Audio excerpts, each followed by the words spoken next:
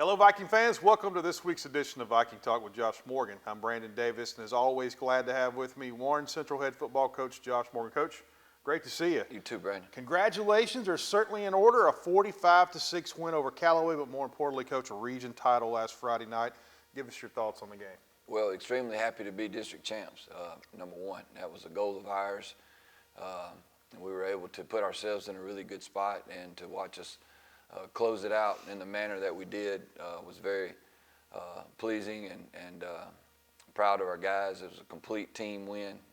Played really well in all three phases. I thought we got better in areas that were focal points the previous week, and I think a lot of guys contributed, and once we started rolling, it was good to see us go ahead and pull away and be dominant, and really be effective in all three phases. We've been talking about this past few weeks, talking about you haven't seen a complete game yet. I feel like maybe we saw that complete game last Friday night.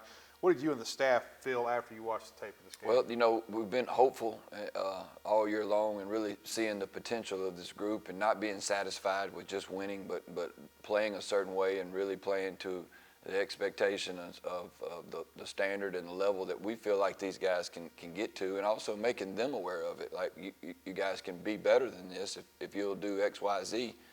And I thought we saw a glimpse of that, and I still think that there's more to get out of them, and that's our job, is to get the very best out of each and every one of our players, and then put them together and let them play within the system. So, you know, I still think this team has a high ceiling, which is encouraging. I think we're scratching the surface. I think we're definitely headed in the right direction. And at this time of the year, all you want to be as a head coach, number one, is we've got a really good situation. We've earned that. But you also want to be trending upward and getting hot and carrying that momentum into the playoffs. And I think we checked all those boxes. Well, it was senior night for us, and I know, Coach, for you, sometimes it's a bittersweet night. You want to celebrate that, but you also want to be on the side of caution that you don't create a distraction. Felt like we came out and played really well, and we had overall a great night with senior night. So that's contributed to our mindset of our senior players, number one, because you can get distracted. I think we were organized in it. We wanted to honor them, but we also had to play at a high level, and I thought we really found that happy medium of checking, you know, making sure that we, you know, honored them in the best way that we could, but also, you know, being ready to play when that first kickoff, and able to do that. And it was a good night. You did a good job recognizing them like always, and seniors, and got to bring their families out, and we covered that field up, and it was really, really cool to see. I know they enjoyed it, families enjoyed it, and then we were able to play good. And so it was a good night. Couldn't ask for a better one. You talked about your starters. I feel like we played well in all three phases of the game. More importantly, at the end of the game, you got some of your reserves in to get them some valuable playing time against a good opponent. How important is that going into the playoff push? Well, you know, when we're able to play like that and then get guys in, it does a couple things, and they're all good. And we wanted to do that as quick as we could. Those guys, a lot of them are guys that we're developing for next year. They'll be next year's starters. A lot of them are guys that are seniors that haven't got to play as much as they would have liked, or we would like to get them in. So you're getting to get all of them in, and they were prepared. And they did a good job, and it was great to see them have fun, smiling. And the best thing about that is their teammates are right there with them, and they want to see them do good, and that just really makes football fun, and to me, that's what it's all about. Didn't really see a letdown, Coach. I mean, they really came in there and they played a good ball game. Yeah, like I said, you know, when we meet, it's not just starters. Like we're developing, and we're getting guys ready to play, and they do a good job of being the next man up. That's the way we try to be around here. If something happens, we're prepared with second and third strings and our depth. And they're in these meetings, and they're working hard and coming to practice every day. And they were ready, chomping at the bits, and you could tell, you know, when they felt like they were going to get that opportunity, kind of got re-energized, and then you saw us continue on and do some really good things. So really proud of that, proud of them, and I'm glad that they got to experience that. A region title that's going to wrap up the #1 overall seed for you. You're going to have home field advantage. It's throughout the entire playoffs. North State would be played here at Warren Central this year as well. That has to be a rewarding feeling for you in this program. It's a good feeling. We knew about it, and we wanted to be able to do all that we can do at this point, which is set us up in the best position that we could do. So we sure are sitting in a good spot, and it'll still be week by week here, and we all know and understand that that's worthless if we don't win. So that'll be our priority is going week by week, but yes, really got it set up well for us. I'm proud of that, and our guys, it meant a lot to them to be able to not leave the house during these playoff runs, and so that should be a big factor for us. We're going to need our crowd to take over. Home field advantage is no good if our community and our crowd doesn't rally around this football team and pack these stands and really get behind them and be involved in it. If we don't do that, home field advantage is irrelevant. So we need our community. We need our crowd. We need our fans. We need anybody that's associated with Warren Central football. We need them to step up for us and really make this a big advantage for us. This is Viking Talk, visiting with Josh Morgan. Before we get to that, though, we've got to close out the regular season. This week we take a long road trip on a Thursday up to Columbus to close out the regular season. What can you tell us about Coach Simpson's team?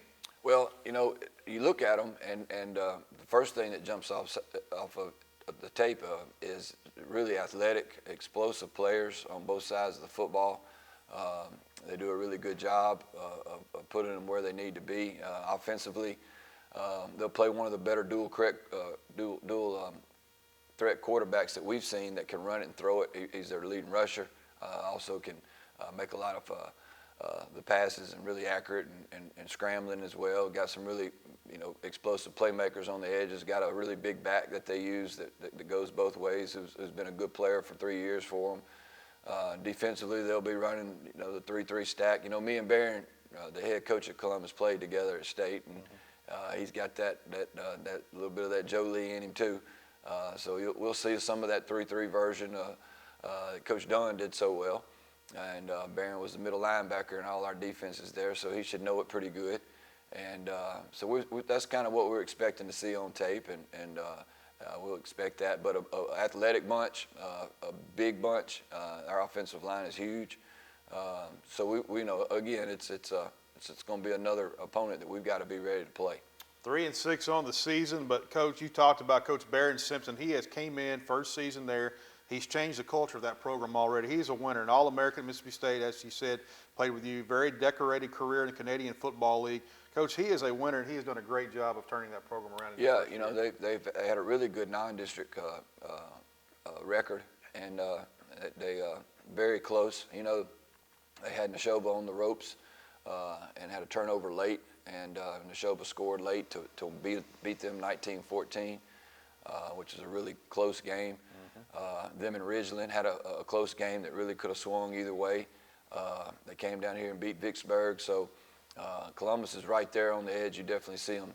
The program, as you mentioned, trending in the upward transition, and they'll only get better and better as he's there. And like I said, Columbus has always had athletes, and they've always had big kids, so he's doing a good job with them. And like I said, we've got to be ready to play. This Falcon offense, they are led by quarterback DeKyron Henderson. He's a junior, dual threat quarterback. As you talked about, Coach, he's leading this offense, averaging 24 points a game. What type of a challenge does he pose to you in this defense, Coach? Well, they're a big zone team, and he's a threat to pull it on every time that they're running the ball. And they also throw off of the RPO action, off the zone look. So it all starts with him, and he's a big kid. We played against him last year as a sophomore, so he's just a threat. And then when you have him covered in the pass game, again, he's a threat to run the ball. So he puts a lot of pressure on him. We have to be disciplined and have a lot of eyes on him.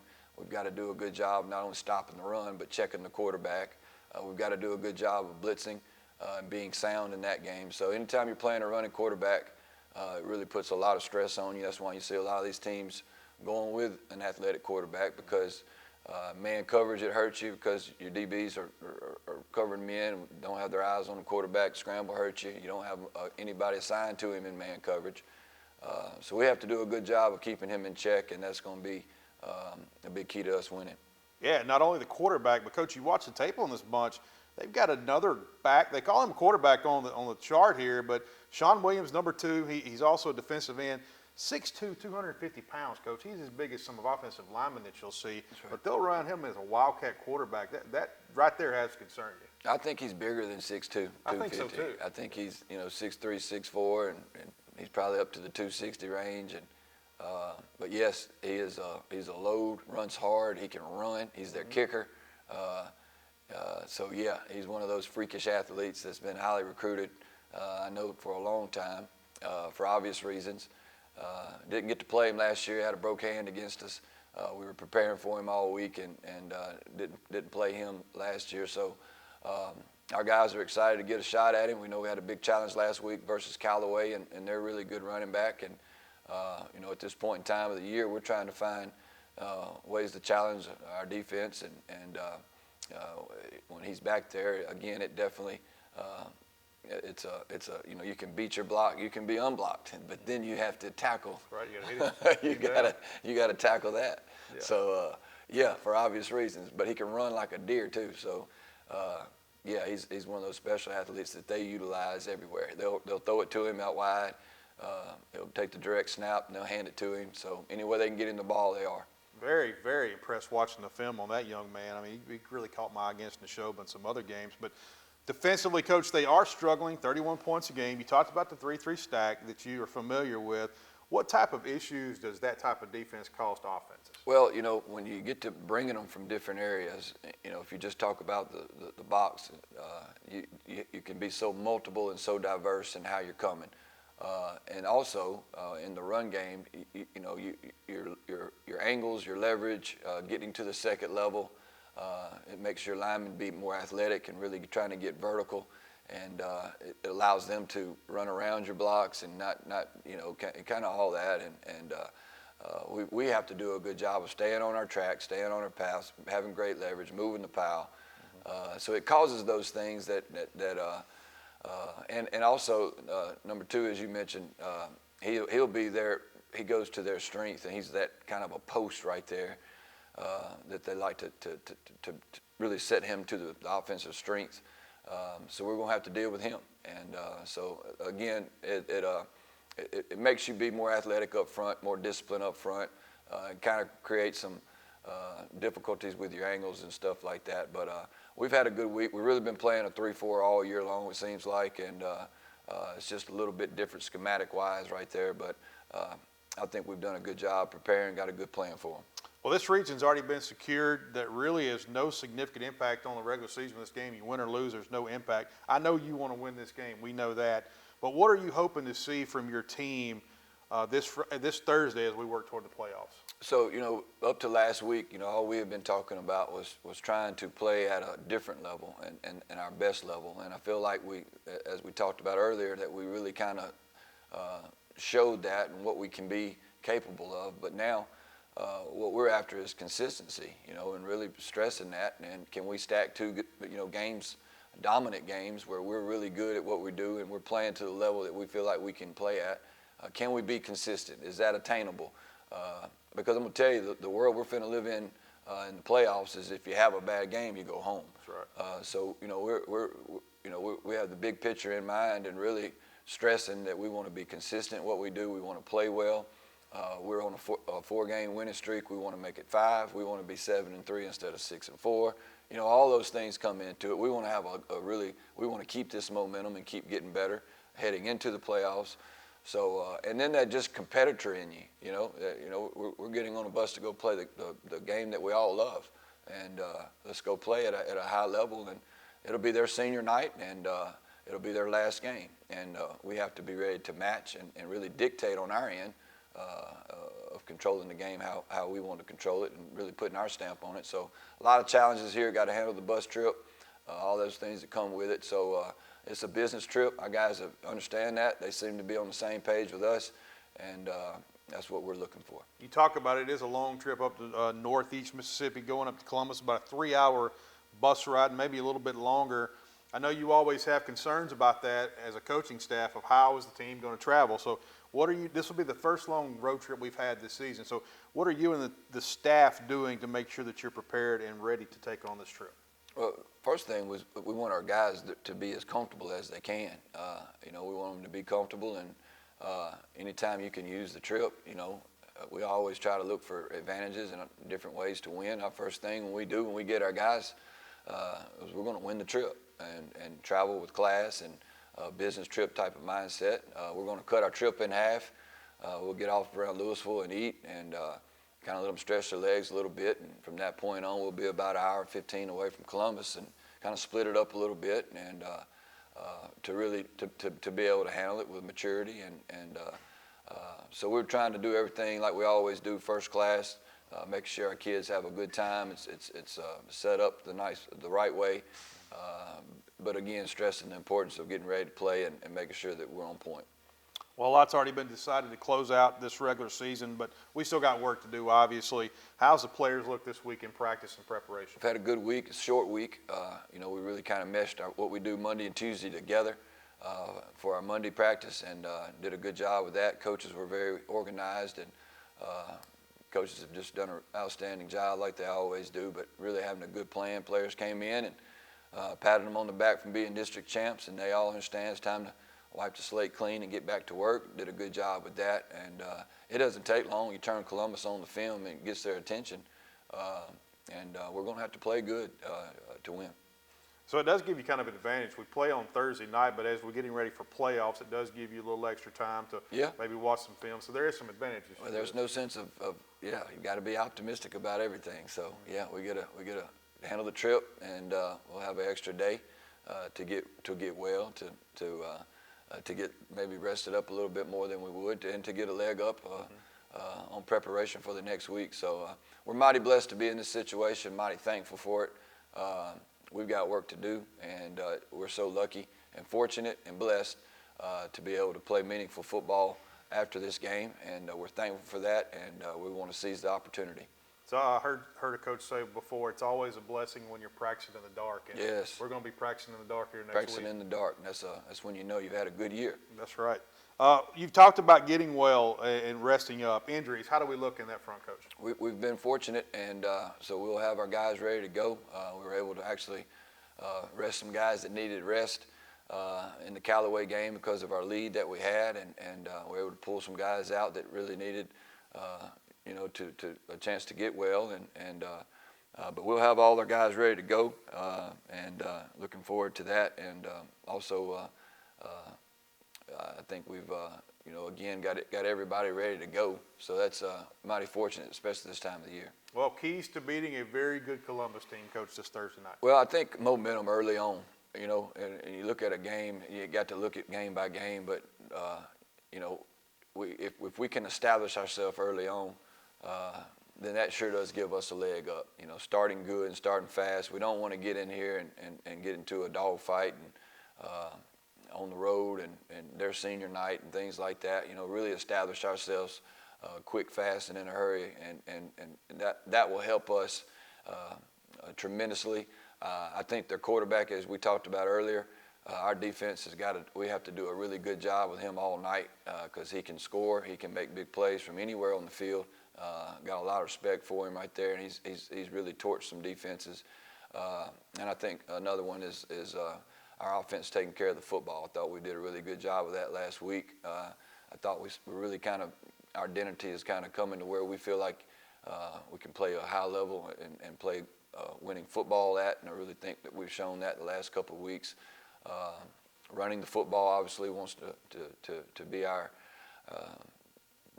our main focus right there, but we've been able to stay in front of the chains. Last week we talked about positive plays, no negative plays. Our snaps were better.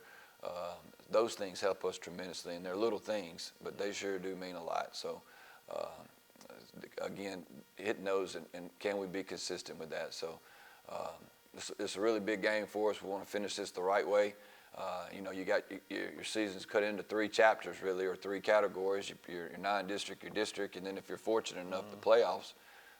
So we want to finish this district schedule, and we want to finish in undefeated. And it'll be a good night for us, and I hope we can play well. Coach, I'm looking forward to it. It's going to be a fun road trip. Win this game will be 10-0 in region play in the past 2 seasons, but more importantly, it's going to set you up getting ready for playoffs. Your dad's family's from around Sturgis, just outside of Starkville, Morgantown, as you see on the signs. Think you're going to have a big following this Friday in Columbus? It very well may be. We might fill up half the stands. Yeah, there may be half of Oktibbeha County is going to come over to Columbus and watch the boys play. But we hope you certainly make it over. For those of you traveling with us, we look forward to seeing you. We thank you for last Friday night and coming out and supporting our kids. Such a big night, and I know that it meant a lot to them and a lot to these coaches for all your support. But we've got work to do. We're going to go to Columbus this Thursday night. We will come back next week. We will talk about our playoff opponent. We'll know how everything shakes out Thursday night, who we're going to be playing. But until then, I'm Brandon Davis. He's Josh Morgan. We'll talk to you next week. This is Viking Talk. Rise up, Vikings.